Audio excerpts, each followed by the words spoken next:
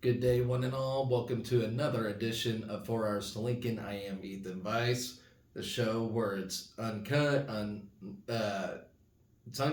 raw, uh, unedited, all those things. I don't have time to edit as I have a full time job, and there's just no time for that. So I will slip my tongue a lot and all those things, and that's just how it is until I get enough subscribers to help me do all those nice things. So here we are. We're talking about yesterday's athletic events as I previewed today's events yesterday. So if you follow along this show, you know what's going on today.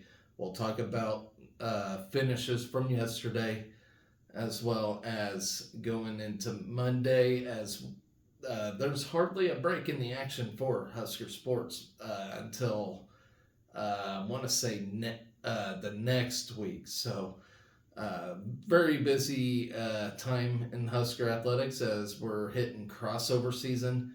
I never really got to preview the spring, and we're already starting softball this coming week. So whenever there's a break, I gotta try to go over spring and do that, but not enough time today. Let's get started with this thing, and let's get started with day one of the PRC Rifle Championships. Cecilia Ossie places third in the small bore. We'll get to that in a minute. But we did have a rough day with women's basketball against Illinois. Or no, Rutgers, I'm sorry. I'm having a bad morning myself. But rough day for women's basketball. They just did not look themselves. I'll get to that in a minute. Swimming and diving looked fantastic. Track and field looks great as usual. Men's tennis, rough day on the court, but they played against a very tough Baylor team. Men's gymnastics looking very real as well. So we'll get to all those here in a minute. But as y'all know, today we do have women's tennis against Illinois State, women's gymnastics at Iowa, wrestling versus Illinois, men's basketball against Illinois. So it's just Illinois kind of weekend. Illinois/Rutgers weekend for Husker athletics. So do me a favor, smash that subscribe button. Let's get started, and let's start with the PRC Championships, day one of that. First postseason action for Husker Winter Sports, and here we go. We stand in fourth place after the first day. The Huskers shot at 2,335 as a team in the small board during the first of 2 days of competition. Then, number 2, TCU currently sits in first with a 2,349 and is closely followed by number 4, Alaska Fairbanks, and number 6, Air Force, which both posted scores up 2,348. Nebraska is in fourth. We're ranked number 8. Number 10, Ohio State is 5th, and number 19, UTEP is in 6th place.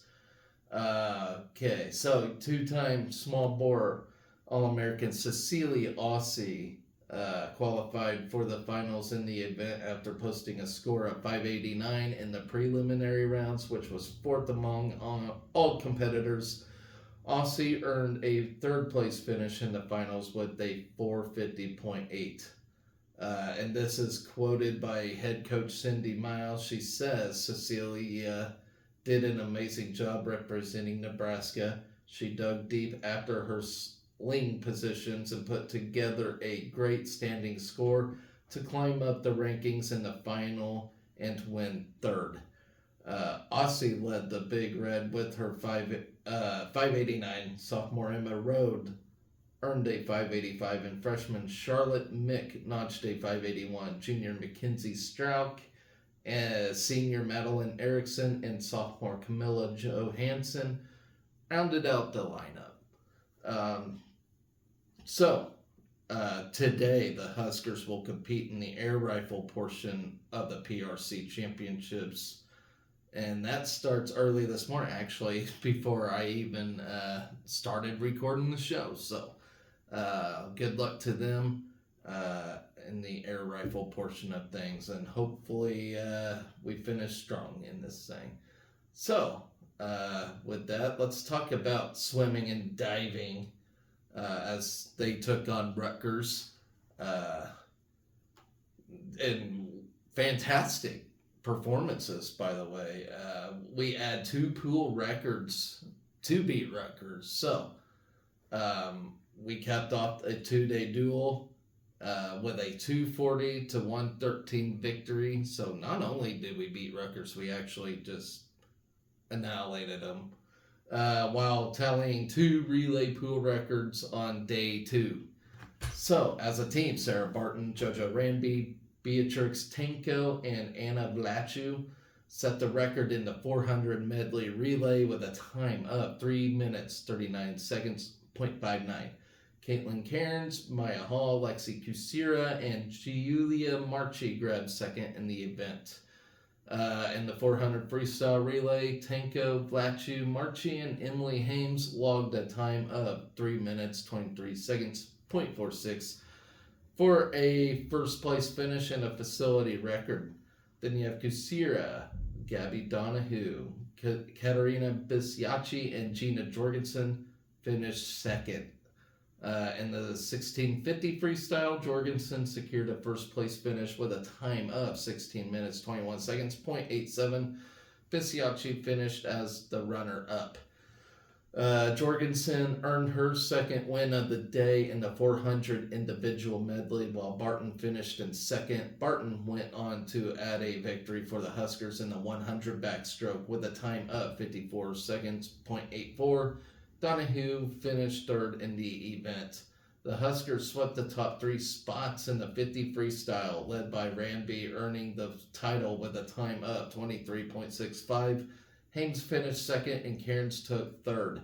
Ranby went on to add a title for the Big Red in the 100 breaststroke. Hall finished third with the time of 102.39. Freshman Vlachu and Anastasia Tichy grabbed second and third in the 100 butterfly. Vlachu logged a time of 54.13 in the event, and Tichy finished in 55.48. The Huskers grabbed the top 3 places in the 200 freestyle. Tanko touched a wall in 150.73 for the title, while Marchi finished second and Kusira placed third. On the 1 meter dive, Antonina Harned was the top finisher for the Huskers. The freshman from Windermere, Florida, earned a score of 268.20 for a third place finish. Kelsey Claremont finished fourth for the Huskers. The Huskers head to West Lafayette, Indiana for the Big Ten Championships February 21st all the way to 24th. So that'll be our next postseason action for the Huskers. As, man, winter sports are dwindling down already. It's going so fast. I can't believe it. So good luck to the ladies at the Big Tens. That's always a exciting, fun event. So speaking of fun events, let's get on to track and field and talk about their performances yesterday. And actually, I didn't really read up on yesterday's performances, so I'm reading this dry here. I'm reading it raw at the moment, so I assume we did well here. So it says Huskers post facility record all-time marks at Frank Sabine. So Nebraska track and field closed the second day of the Frank Sabine Husker Invitational with a Devaney Center indoor track record for all-time marks and 4 marks inside the top 10 of the NCAA. Till Steinforth, badass, topped the heptathlon standings with an NCAA leading 6,097 points entering Saturday. And if you guys don't know, Till Steinforth is the American badass of Husker athletics. He is the man. for track and field anyway. But he's a machine. So anyway, Steinforth had a 3,452 points after winning the 60-meter and long jump portions on Friday. He added solid shot put and high jump marks to put him in good position entering Saturday. Steinforth then won the 60-meter hurdles with a 7.99, placed fourth in the pole vault with a 15.11, and ran to third in the 1,000 meter with a personal record of 2:47.08 to secure first place in the Devaney Center record. Matthias Algarin placed fifth in the heptathlon with 5,348 points after clocking in 8.29 in the 60-meter hurdles, 15.3 in the pole vault, and 2:52.97 in the 1,000 meter on Saturday. Then in the men's shot put, Kevin Schubert threw for 65 3.25 to finish second overall and first out of collegiate throwers. That mark tied Schubert for third in the NCAA and puts him at eighth in school history. Cade Moran finished third with a distance of 61.25. Mine de Klerk added a personal best 58.4.5 in the women's shot put, finishing third overall. That's the best distance in school history and the fifth best in the NCAA. Then Kaylin Meyer took fifth with a personal best up 55.75. Nebraska swept the top four spots in the women's triple jump, led by Rihanna Phipps, grabbing first with a 43.2.5. That puts Phipps at number 9 in school history and number 11 in the NCAA. Ashley McElmurray, Felicia Williams, and Latavia Brown secured second, third, and fourth place for the Huskers. In the men's triple jump, Terrell Wilson and Jeremiah Charles made it to a 1-2 finish for Nebraska with marks of 51 even and 49.11.25. Jalen Lloyd placed sixth, going for 48.4. Then Darius Love secured the 60-meter hurdles title with a time of 7:70 to tie him for ninth in the NCAA and second in the Big Ten, adding a top three finish. Brighton senior clocked a 7:79. Two-place third, Johanna Ivis crossed the line fourth overall and second out of collegiate runners in the 60-meter hurdles final with a time of 8:40. LaQuasia Stepney joined Elvis in the final, clocking in 8:69 to finish eighth. In the 800-meter, Nico Schultz climbed to number 2 on the all-time list with 1:48.10 to place second. In the women's 800-meter, Haley Trotter ran a personal record of 2:14.42 to take seventh. Bryna McQuillan and Cammie Miracle ran personal records in the mile on their way to second and fifth place finishes. In the 3,000 meter, Berlin Schultz ran a 9:37.38 in the women's race to take third, and Sam Kirchner ran a personal best 8:21.78 in the men's race to place sixth. Jenna Rogers secured her third high jump title of the season with a clearance of 6'2", her height of 6'2", 3.25. At the Graduate Classic, still ranks third in the NCAA. Brooklyn Miller placed fifth with a mark of 5'7". In the men's high jump, Tyus Wilson cleared 7.25 to take fourth. Then Kavian Clerk claimed third in the men's 200 meter with a 21:45, while Darby Thomas covered the track in 24:16 to finish fifth in the women's 200 meter. Lorenzo Payson cruised to fourth in the men's 60-meter final with a 6:83, and Stephen Hicks finished seventh in the women's 60-meter final with a time of 7:56. The Husker men, which consists of Tyrell Pierce, Nick Bryant, Jacob Hyde and Schultz ran a season best 3:09:46 in the 4x400 meter to win the relay. The women, Abrielle Artley, Rebecca Pecora, Megan Walker, and Johanna Elvis ran a 3:43:63 to place third. Now we return to competition February 9th through the 10th at the Tyson Invitational in Fayetteville, Arkansas. Event begins on Friday at 1:45 p.m. at the Randall Tyson Track Center. So that's always a big track meet itself. So we're getting closer to postseason for track and field, for indoor portion of things. So it's just been a fun winter, I think. So let's talk about it. The two losses to women's basketball and men's tennis. We'll start with women's basketball first. It was very disappointing to watch. As they, I really don't like to bash anybody, I don't. But I will say this, Rutgers was 0-10 in the Big Ten. All right. A team that's together, that plays for each other, that's got good chemistry, do not lose games like this. Not to a Rutgers. So, that tells me there's something going on. And only the players and coaches know. I'm not here to say much more because there's plenty of people on social media that says stuff. And I'm not here to bash players or coaches, but I can clearly see something going on, and I don't know what it is. But this team's too good to lose to a Rutgers.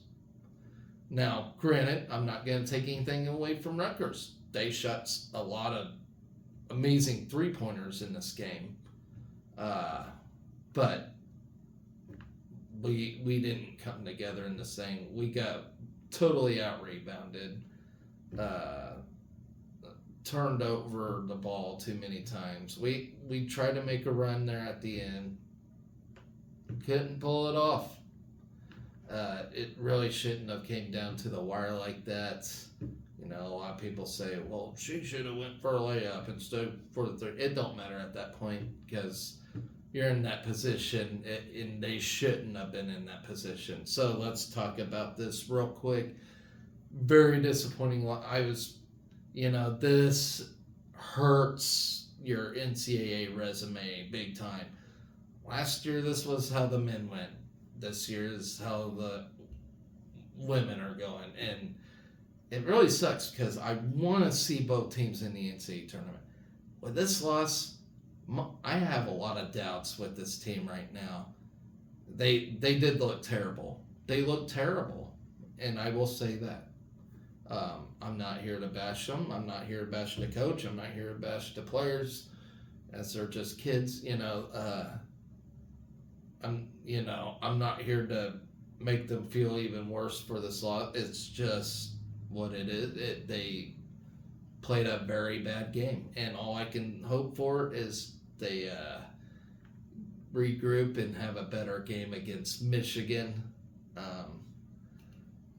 who's looking very good right now. We beat Michigan earlier, but the way we played that game, I don't think it'll get done again. If we play like we did yesterday against Rutgers, I don't think that this group's going to win another game. Not unless they actually get together. Because this team's too good. There's something going on internally with this team. Somebody's mad at somebody. I don't know. And that's what it takes. Because this team is actually super talented. I'm not naming names either, but I'm just saying this team is very talented. They could compete with an Iowa or something. They're very good that way. But it seems like ever since Iowa, we just I don't know. We fell apart. and they probably did mentally screw us. I don't know. All I know is this team is good. They got talent. They got, they just played a lousy few games here, and I couldn't tell you what it is. There's a mental thing to this. I don't know what it is. We do drop to 6-5 in the Big Ten. We're 14-8 overall. So we got 1, 2, 3, 4, 5, 6, 7 regular games left. We can salvage this season by winning out here. But that's going to be a tall order. We got Michigan. We're at Michigan. We're at home against Iowa. Then we're at Ohio State and Purdue. Then we're at home against Northwestern, Minnesota, at Illinois. We have a chance to salvage this season, but this team's got to get together. They can't really afford another loss like that, if any. I don't know. You got Iowa coming up. I mean, Michigan, Iowa, Ohio State. This team is... Oh, I don't know how to put it. I don't want to say they're screwed, but they got to come together now. Like, it's now. You can't wait. You cannot wait. That's all I can say. So let's talk about this thing against Rutgers just a little bit. I'm not really going to go quarter by quarter here. First period, we were up on Rutgers by 1, 21-20. Rutgers outscored us 18-17 second period. Outscored us in the third period 22-11. That was a terrible period. We outscored Rutgers 21-11 in the fourth, but just was 1 point shy from tying it, and it was just awful. We shot 33.8 on the floor. Our field goal percentage on the floor was 33.8. Rutgers shot 59.6. That was the huge difference. And for the fact they still only beat us by 1. Truly incredible. 3-point shooting was damn near 27%. Rutgers shot 46.67%. Free throw shooting, we excelled 85%. We did great at the free throw line. Rutgers did more terrible than us, shooting 66. Rebounds. Rutgers out-rebounded us 36-30. Turnover, 23 turnovers for Rutgers. That's a huge difference. And for the fact they made a bunch of shots from those turnovers. We only had 8. We had single-digit turnovers. And we could not make a layup off those turnovers either. So that was a problem. And that was one thing. We could not make a layup. We could not buy a bucket to save our lives. And that could dwindle down some confidence. Steals. We had 9 steals. Rutgers had 3. What more can I say? I think it was that turnover margin, the rebound. I mean, we got out-rebounded. You ain't going to win very many games if you get out-rebounded. We weren't chasing the ball. And I personally think we sub too much. We can't get somebody on a roll when they're getting subbed. And that's my personal opinion. Fred's more patient when it comes to subbing. He actually believes in his guys and believes they can get on a roll.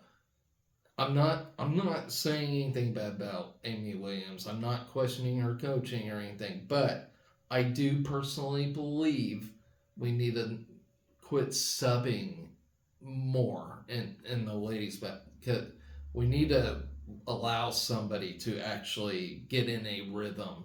And I think that's one big problem is we're not allowing rhythm to happen. And so when that happens, you're gonna have a sloppy mess, as this Rutgers game was, and that I can see the frustration in the players with that. So that's my personal opinion. I'm not gonna sit here and tell Amy how to coach her team. She's a fantastic coach, but there's way too much subbing going on, in my honest, humble opinion. And maybe that was her game plan. Maybe she was just trying.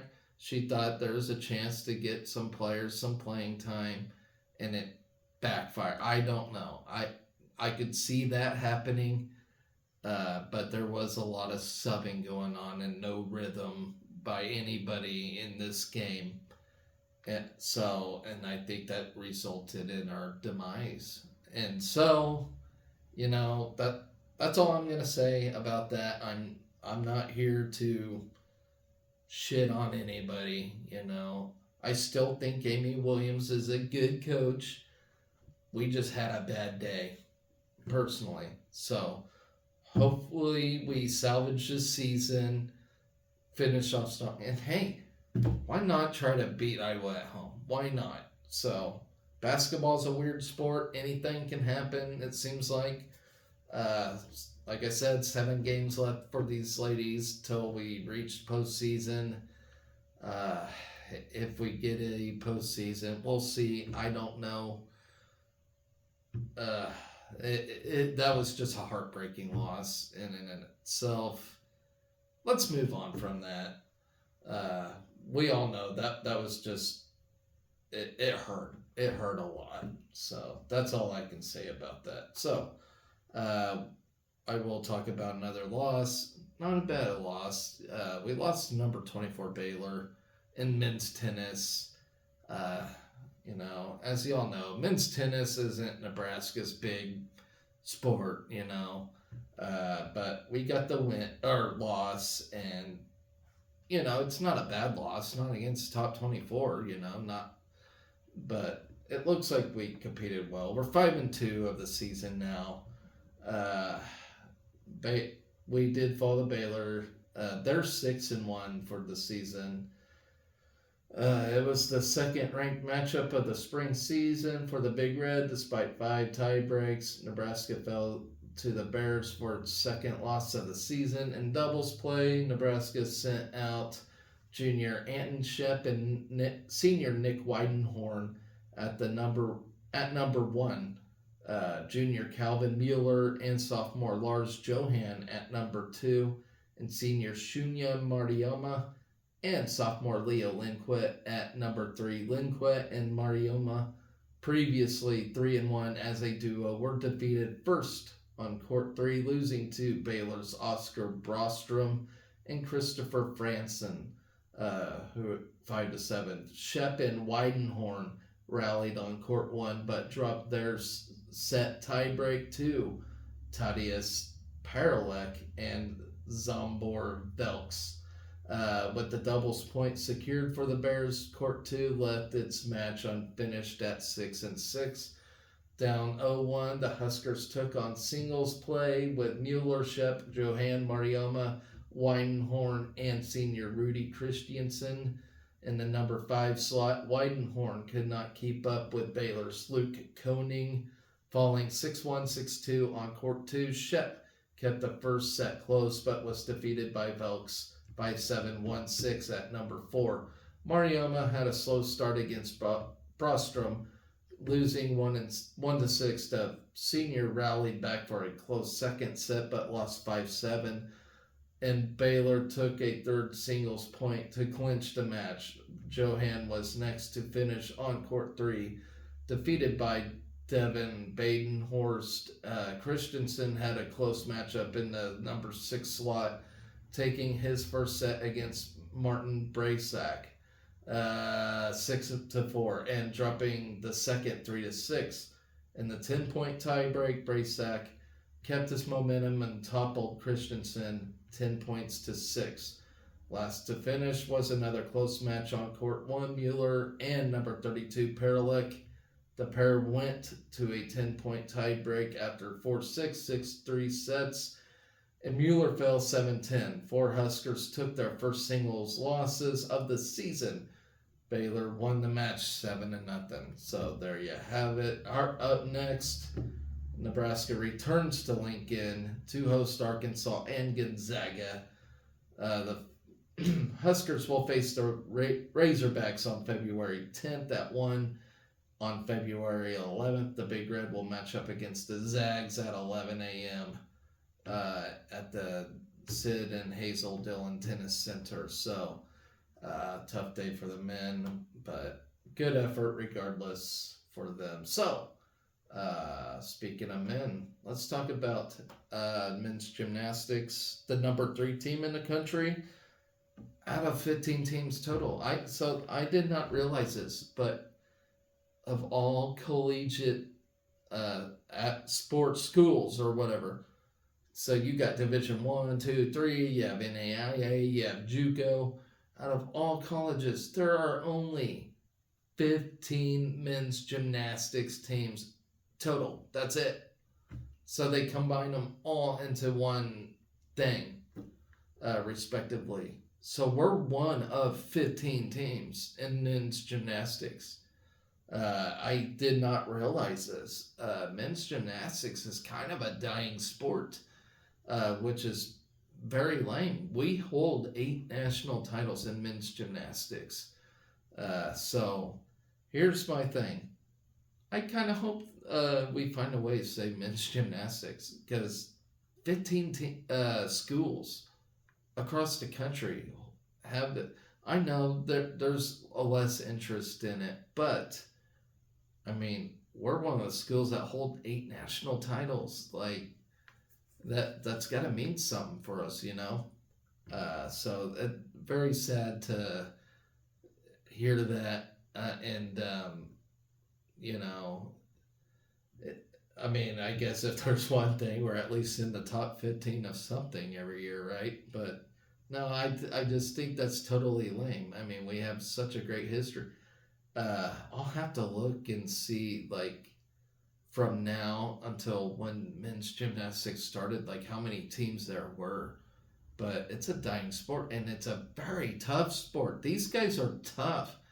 And yes, they are tougher than football players. They're tougher than I don't know. I don't want to say wrestlers, but it's close. I don't know. These guys are super athletic. They're super athletes, and it's a damn shame, you know, because they're some of the most athletic people in the world, and you know, it's just a dying sport, it seems like, and I hate to say that, but we're ranked number 3 out of the 15 total teams collegiately out of any college in the U.S. So that's just crazy to me. So let's talk about this. Number 3 Huskers hosted number 8 Penn State for their home opener in a head-to-head Big Ten matchup at the Bob, where they took the win over the Nittany Lions 406-8 to 403-2. Nebraska highlighted the night with 4 titles, including Toby Ling on floor, Alex Natasha on vault, Zach Titerman on high bar, and Sam Phillips on all around. Kind of makes me wonder where Taylor Christopoulos was. So on the floor, the Huskers opened the meet on floor where they scored a 68.350 as a team. Toby Liang led off the lineup for Nebraska, putting up a score of 14, good for the floor title and a career best for the sophomore. Nathan York followed with a 12.65. Chase Mondi notched a strong 13.9, while Luke James collected a career best 13.85 for the squad, respectively. Captain Sam Phillips rounded off the event with a 3rd place finish. So on the pommel horse in the second event, Nebraska notched a team score of 64.75 On pommel horse, James Friedman began the rotation with a 1290. Yanni Chronopoulos posted a career high 13.8, landing in second overall, while Travis Wong earned a score of 13.55, good for third place. York put up a 12.5, and Cooper Giles scored 12.2, competing in the all-around. Marks anchored with a score of 12.5. Then on the reins, Nebraska combined a team score of 67.65.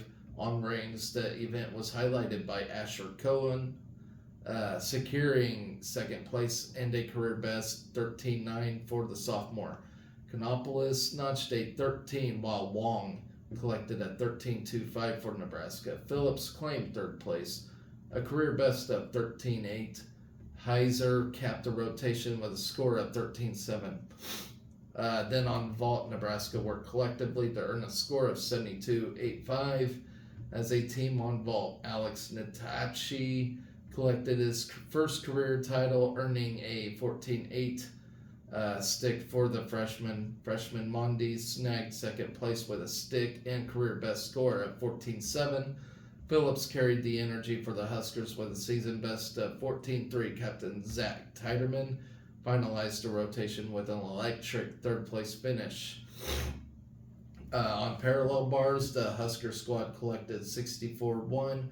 Team score for the night led with a 12.8 after while Joey Pepe put up a 12.9 respectively. Liang scored a 12.7 for Nebraska. Cohen picked up a 13.4 for Nebraska. Phillips ended the rotation with a score of 12.25. On the high bar, on the final rotation of the evening, the Big Red cemented a team score of 69.1. On high bar, Titerman set the tone for the squad with an impressive 14.45, a career best for the captain. Max Auden showed strength with the score of 13.65. Pepe stuck his routine and recorded a 13.65 career best. Liang notched another stick, putting up a solid 13.65. Phillips put up 13.7 to wrap up the competition for the night. So up next, we will return the competition on Saturday. Big Ten matchup on the road against Michigan in Ann Arbor. The meet will commence at 12 p.m. with a live video stream for Big Ten Plus subscribers. So that rounds up Saturday night. So now we're into Sunday morning. We got rifle going on. Women's golf takes a break today. I forgot. So women's golf is at UCF. They were to start today and go on to Tuesday. Well, there's weather today, so they actually started yesterday. So I'll actually talk about the first round of that, and then that second round ain't till Monday. So they take a break today for weather. So let me go over that round real quick. I almost forgot to talk about it. So this is spring opening sport. Let's see. Kellyanne Strand opened spring with a 70 in Orlando. She fired 2 under par in the opening round to lead Nebraska women's golf team at the UCF Challenge. Strand is a sophomore from Chalice, Idaho, recorded 4 birdies to overcome a pair of bogeys and close the first 18 holes of Nebraska's spring season in a tie for 8th individually in a 96-player field on the par 72, 6,367-yard layout at the Eagle Creek Golf Club. Junior Mew Takahashi and freshman Arden Lushim both added rounds of 73 to help the Huskers post a 295 team score on Saturday. Nebraska ended the first round in 13th place in the loaded 18-team field. Takahashi and Lushim entered Monday's second round. They entered Monday's second round tied for 32nd out of 96 teams, so not terrible. They're in that first third of group of people, so that's not bad. Lindsey Deal completed Nebraska's team score in the 5-count-4 format with a 79, while Andre Velez completed Nebraska's lineup with an 80. Sydney Hars managed an opening round 77 while playing as an individual outside Nebraska's lineup. Number 28, North Carolina closed the opening round atop the team's standings with a 279, led by Megan Striker's 64. Striker, who carded birdies on 7 of 9 holes. Impressive. To record a 28 on the front 9 is tied for first with Lauren Zaretsky from Texas Tech. Zaretsky recorded 8 birdies and 10 pars in a spectacular round. The Tar Heels sit 3 strokes in front of number 78 College of Charleston at 282, while number 35 Kentucky heads to the second round and third at 286 in a field that features 16 top 100 teams. So, as I mentioned, weather in the Orlando area is expected to postpone the second round today, with the teams planning to return to the course for round 2 on Monday, and that starts at 7:30 a.m. So, hey, they get to have coffee with me. Anyway, so that rounds up all of Saturday's events. We're now on Sunday, February 4th. As I mentioned, today, another busy day, with the women's tennis, women's gymnastics, wrestling, and basketball. Huge basketball game today. We'll try to get back-to-back ranked wins today. Great win against Wisconsin. We got 9 games left. This is a tough one. The players know it. The coaches knows it. They don't need assholes like me criticizing this team that they can't win on the road. I'm just going to leave it here. We'll see how we do today. Yes, I would not be surprised with a loss. I would not be shocked. It's a great Illinois team that's ranked. If we can pull it off, holy smokes, that would be great. But, this is college basketball. A lot can happen. I get it. This team gets criticized for their road performances. It's very tough. It seems like nobody in the Big Ten in general can get a road win. So, but, we beat Wisconsin. We beat Purdue. You can't be a good team. You can't be a great team and not beat those teams. We certainly don't suck. A shitty team doesn't beat Wisconsin. They don't beat Purdue. That's all there is to it. We are a good team. We're a legit team. Just the road woes, and it's a mental thing.